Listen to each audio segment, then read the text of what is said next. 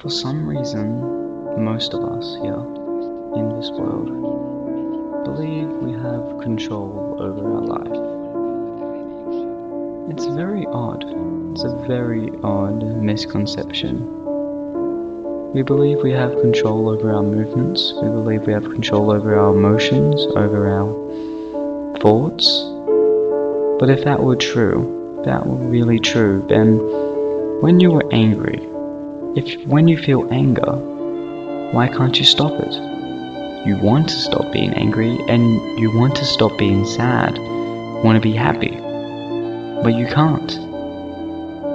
Now, we think of this as, oh, our emotions are just passing through, but if you don't have control over your emotions, who does?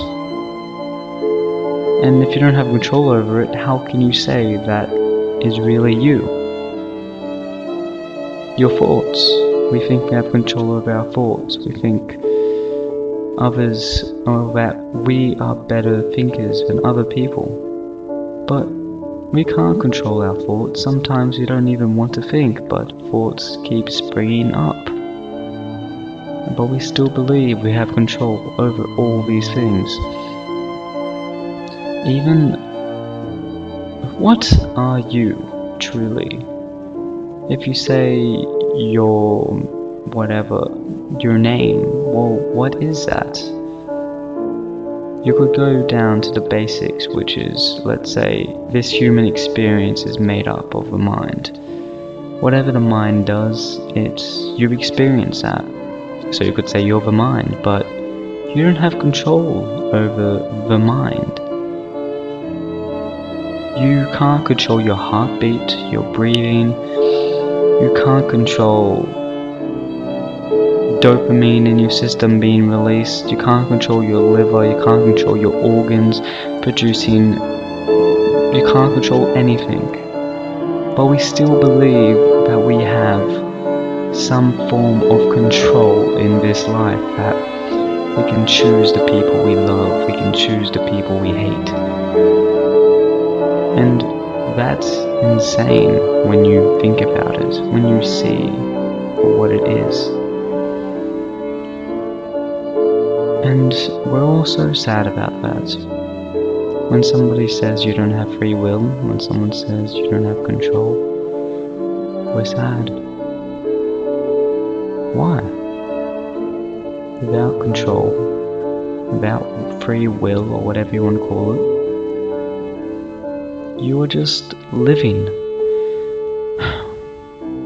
When you feel sadness, you can just feel sadness. You can enjoy the experience of sadness because it's life. It's emotion. You're experiencing emotion and understanding that. You can understand experience. That is beautiful in itself, but we think we need something else. Now, we all believe that we have control, but we don't, no matter how hard we can believe.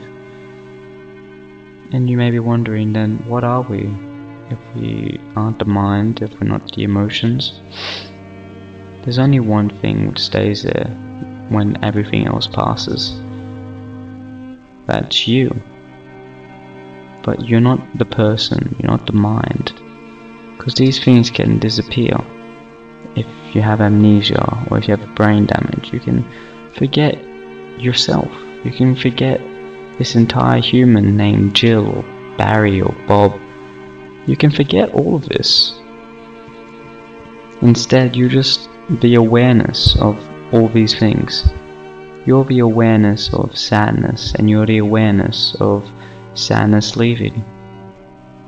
That's what enlightenment is. Buddha discovered that you are not the person who is experiencing things. You are just a thing. You're nothing experiencing life. You're nothing. And that is beautiful in every single way.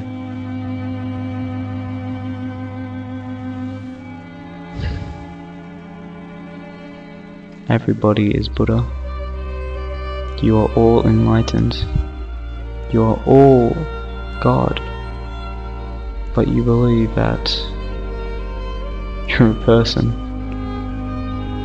And once you stop believing that you're a person, this entire world is open up to you forever.